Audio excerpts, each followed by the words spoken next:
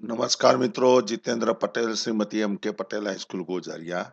અહીં મિત્રો, કમ્પ્યુટરના સ્ક્રીન ઉપર જુઓ છો તમે, આપણી પાસે બે પ્રકારની ફાઇલ છે. એક વર્ડની ફાઇલ છે જેનું નામ આપ્યું છે ટ્રમ્પ 2, બરાબર, અને એક એક્સેલની ફાઇલ છે જેનું નામ આપ્યું છે ટ્રમ્પ 1. આ ટ્રમ્પ 1 તમે ફાઇલ જોઈ શકો છો. એની અંદર આપણે શું કરેલું છે, એક એક્સેલની શીટ બનાવેલી છે જેની અંદર ક્રમ છે, નામ છે કર્મચારીના, એના હોદ્દો છે અને એની સંસ્થાનું નામ આપેલું છે. બરાબર, કર્મચારીનું નામ, એનો હોદ્દો એટલે આગામી એસએસસી અથવા એચએસસી પરીક્ષામાં આપણે એના માટે આ શીટ બનાવીએ છીએ. એટલે એનો હોદ્દો છે સ્થળ સંચાલક, વહીવટી મદદની, નંબરિંગ ખંડ નિરીક્ષક, એ રીતે, અને સંસ્થાનું નામ છે. અને બીજી એક ફાઇલ છે આપણી પાસે વર્ડની ફાઇલ, જે મેં વાત કરીએ, એની અંદર આપણે જે તે કર્મચારીને પરીક્ષાની કામગીરીમાં જે હોદ્દો આપેલો છે એના અંતર્ગત એને સૂચના પત્ર સાથે નિમણૂક પત્ર અને સૂચનાઓ જે આપીએ છીએ એનો આ લેટર બનાવેલો છે બોર્ડની ગાઈડલાઈન પ્રમાણે. હવે નીચે કર્મચારી પાસેથી રિટર્ન, કે જે મને આ નિમણૂક પત્ર મળેલો છે, પરીક્ષાની કામગીરીમાં રોકેલા છે, એના માટે ખંડ નિરીક્ષકે આપવાનું એકરારનામું, આનો એક પત્ર બનાવેલો છે. તો આ રીતે આપણે વર્ડની ફાઇલમાં બે પેજ ઉપર એક નિમણૂક પત્ર અને સૂચનાઓનું એક લેટર બનાવ્યો છે અને બીજું એકરારનામું, આનો બીજો લેટર બનાવેલો છે. ઓકે, હવે આપણે શું કરવા જઈએ છીએ કે આ ઇન્ડિવિડ્યુઅલ મેલ મર્જનો ઉપયોગ આપણે કરીને ઇન્ડિવિડ્યુઅલ, ધારો કે લખ્યું છે જીતેન્દ્ર કુમાર એ પટેલ, આ શાળાનું નામ આપ્યું છે, તો આનો લેટર તૈયાર થઈ જાય છે. એની ડ્યુટી છે એ આપણી ખંડ નિરીક્ષક તરીકે ફરજ છે. અને તરત જ બીજું કે એ વ્યક્તિ જે રિટર્ન તમને એકરારનામું આપે છે તો ઓટોમેટિક એનું નામ આવી જાય છે. તો હવે એક કરતો વધુ કર્મચારીઓ હોય, માની લો 50 કર્મચારીઓ હોય, તો 50 કર્મચારીઓના આવા પત્ર તૈયાર કરવાના હોય તો ઘણો બધો સમય લાગે છે. એટલે ઓછા સમયમાં એક સાથે આપણે કેવી રીતે આ બધા જ કર્મચારીઓ, તમે જુઓ અહીં કેટલા કર્મચારીઓ છે, તો ધારો કે 23 કર્મચારીઓ છે, તો 23 કર્મચારીઓના પત્રો એક સાથે તૈયાર થાય છે. તો આ મેલ મર્જનો ઉપયોગ કરીને કરી શકાય છે. તો આપણે કેવી રીતે કરાય આપણે જોઈએ તો આ રીતે તમારે બે વસ્તુ લેવાની છે. એકની અંદર એક્સેલની અંદર યાદી બનાવવાની છે અને વર્ડની અંદર જે લેટર તમારે મોકલવાનો છે એ ટાઈપ કરવાનો છે. હવે આપણે મેલ વર્ડનો ઉપયોગ કરવા માટે ઉપર તમે જુઓ મેલિંગ નામનું એક ઓપ્શન આપેલું છે, ઉપર મેલિંગ, એના ઉપર ક્લિક કરવાની છે. મેલિંગ ઉપર જઈને તમારે અહીં સિલેક્ટ રેસિપેન્ટ્સ અહીં લખેલું છે, તો એના ઉપર ક્લિક કરવાની છે અને યુઝ એન્ડ એક્ઝિસ્ટન્સ લિસ્ટ, એટલે જે લિસ્ટ તમે બનાવેલું છે એ લિસ્ટનો તમારે ઉપયોગ કરવાનો છે. તો એ આપણે સિલેક્ટ કરીએ છીએ.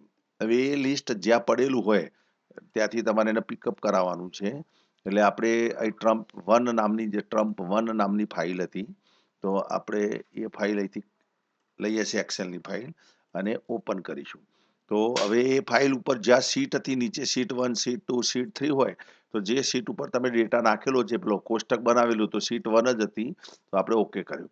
આનો મતલબ મેલ મર્જ નો ઓર્ડર આપણે તૈયાર કરેલો છે, બરાબર, કે ક્યાંથી પિકઅપ કરવાના છે નામ.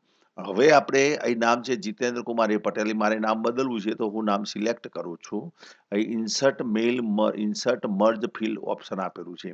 મેલિંગના અંદર ઇન્સર્ટ મર્જ ફિલ્ડ, ત્યાંથી તમારે નામ લેવું છે તો નામ સિલેક્ટ કરવાનું, ઇન્સર્ટ કર્યું, ક્લોઝ કરી નાખ્યું, એટલે નામ આવશે. હવે એના નીચે એની સ્કૂલનું નામ લેવું છે તો મેં ચલો એટલી વસ્તુ સિલેક્ટ કરી છે, રો ઇન્સર્ટ કર્યું. હવે જે અહીંથી સંસ્થાનું નામ આપણે સિલેક્ટ કરી દઈએ છીએ, ઇન્સર્ટ કર્યું, ક્લોઝ કર્યું.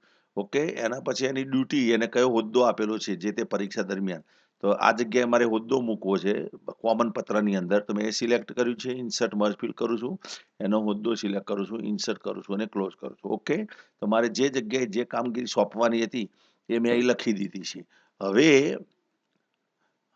હવે આપણે નીચે બીજા આ પત્રની અંદર તો લગભગ મારે જે ડેટા નાખવાનો તો મેં ફિલઅપ કરી દીધો, નામ, સંસ્થાનું નામ અને હોદ્દો, એટલે આ પત્ર તૈયાર થયો. હવે નીચે જે એકરારનામું રિટર્ન લેવાનું છે, કર્મચારી આપે છે, એટલે કર્મચારીનું નામ લેવાનું થશે.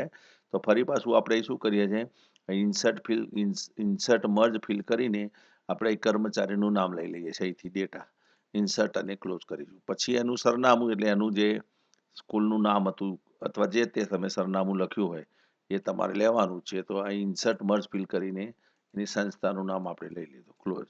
ઓકે, તો આ રીતે આપણે જે ડેટાની જરૂર હતી ડેટા લઈ લીધો. નીચે પાછી ખંડ નિરીક્ષકની સહી કરવાની છે, એટલે ત્યાં પણ એનું નામ લઈએ છીએ. તો ઇન્સર્ટ મર્જ ફિલ્ડની અંદર આપણે એનું નામ લઈએ છીએ અને ઇન્સર્ટ કરીશું, ક્લોઝ કરીશું. ઓકે, હવે આ રીતે તમે મર્જ કર્યો ડેટા. હવે તમારી ઉપર પ્રિવ્યુ રિઝલ્ટનું એક ઓપ્શન આપેલું છે, ત્યાંથી તમે પ્રિવ્યુ જોઈ શકો. જો તમે પ્રિવ્યુ કર્યું એટલે તરત જ આપણે અહીં નામ આવી ગયું, શ્રી દિનેશભાઈ અહીં નામ આવી ગયું, હાઈસ્કૂલ છે, બરાબર. અહીં એનું સ્થળ સંચાલકની ડ્યુટી આપેલી છે. બીજામાં દિનેશભાઈ પટેલ રિટર્ન તમને એકરારનામું આપે છે, નીચે દિનેશભાઈની સહી આવી. એના પછી પ્રિવ્યુના અંદર તમે નેક્સ્ટ કરશો બીજો ઓપ્શન, તો એ તમને બીજો દેખાશે, પ્રવીણભાઈ એ લખેલું છે, જુઓ પ્રવીણભાઈ ઉપર પણ તમે જુઓ પ્રવીણભાઈ, બરાબર. પાછું નેક્સ્ટ કરશો એટલે એ તરત ભદ્રેશભાઈ અહીં બદલાય છે, તમે જુઓ અહીં ઓટોમેટિક ડેટા બદલાય છે. તો આ રીતે મિત્રો મર્જ ફિલ્ડનો ઉપયોગ કરી શકાય. હવે આની પીડીએફ બનાવવી હોય તમારે તો છેલ્લે એક ઓપ્શન આપેલું છે અહીંયા મેઇલિંગના અંદર, ફિનિશ એન્ડ મર્જ, એના ઉપર ક્લિક કરવાની છે અને એમાં 3 ઓપ્શન આપેલા છે. એમાં પહેલા નંબરનો ઓપ્શન છે એડિટ ઇન્ડિવિડ્યુઅલ ડોક્યુમેન્ટ્સ, એના ઉપર ક્લિક કરશો.